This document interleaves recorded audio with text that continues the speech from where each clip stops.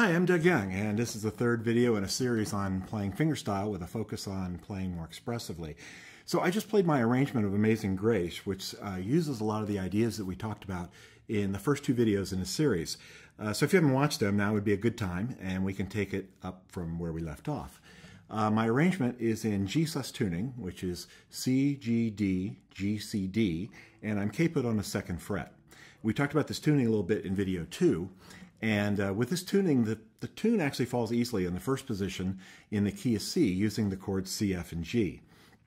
For this arrangement, I've added an additional couple of simple chord substitutions. For example, in a couple of places, I use an A minor instead of a C, and I've also enhanced a few chords here and there with some more interesting flavors. There's a G13 at the end, and I'm using a C augmented in the middle, for example.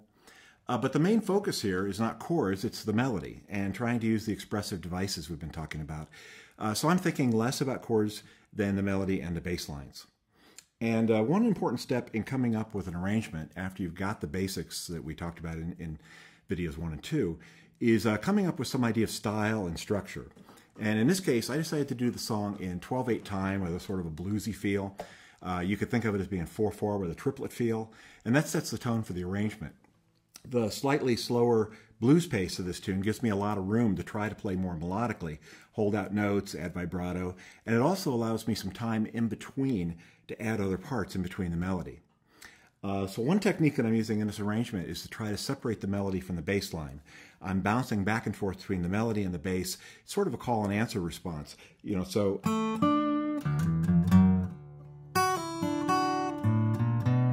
the melody goes first and then the bass answer it. And that keeps the bass out of the way of the melody, and it hopefully makes it easier both physically and mentally for me to do things with the melody, and it also makes the melody stand out to the listener. And it also lets me apply some style to the bass line too, so I can do hammers and slides and pull-offs and so on. So when building an instrumental arrangement like this, you also have to decide on the overall structure.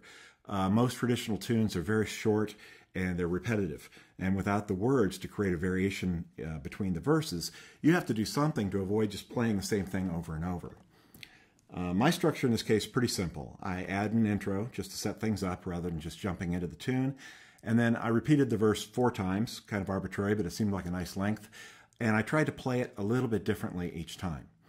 Let's take just a quick look at the intro and a couple of the highlights of the tune. Early on, I was actually thinking about doing this because I'm in alternate tuning. I thought I might use some cross-string techniques that you can do so often in alternate tuning, this kind of thing. And so I was messing around with the intro, trying to do something like that.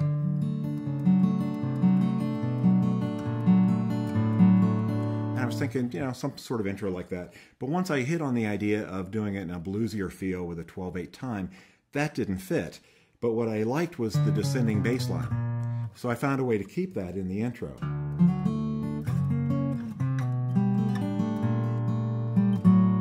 And then the end of the intro, I end up with a little G7th lick that leads to the 1 chord in the verse.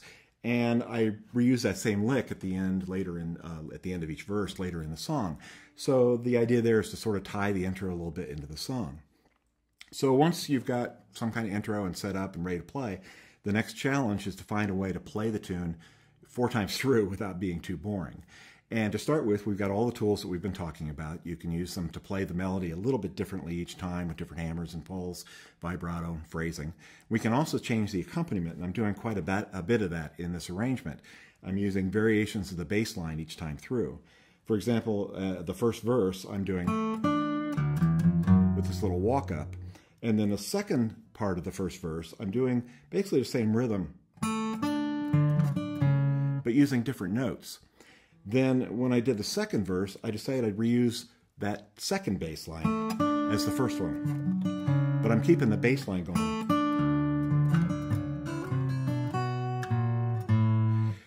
And hopefully that's kind of interesting, but what's also interesting about that is that's the same descending bass line that I used in the intro. So again, it ties it back in, gives the listener something a little bit familiar, a little bit of repetition, so they have something to hang on to, but also I have some surprises in there in that it's different every time. The third time through, I decided to take the melody down an octave, which is always a good technique. If you can't think of something different to do, take it down an octave. I'm sort of thinking of this like, it's a gospel group, a barbershop quartet, and at this point the bass singer steps forward to take a solo, and it's really an opportunity to milk the bass.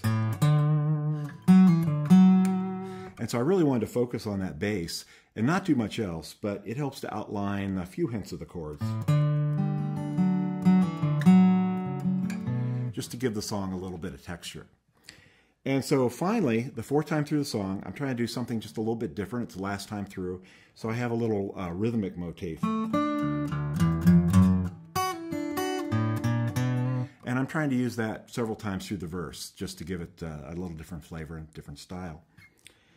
And then, the last part of the arrangement is the ending. And when you're doing a tune that's really repetitious like this, you probably don't want to just play the melody, 4 times and stop. You need to do something to signal that this is the end.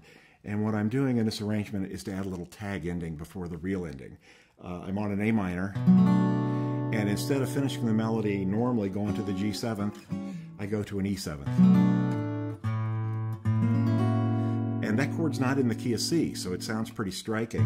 And the chord I'm playing is actually an E7th over G, which is pretty dissonant. And so from there, I work my way back to A minor.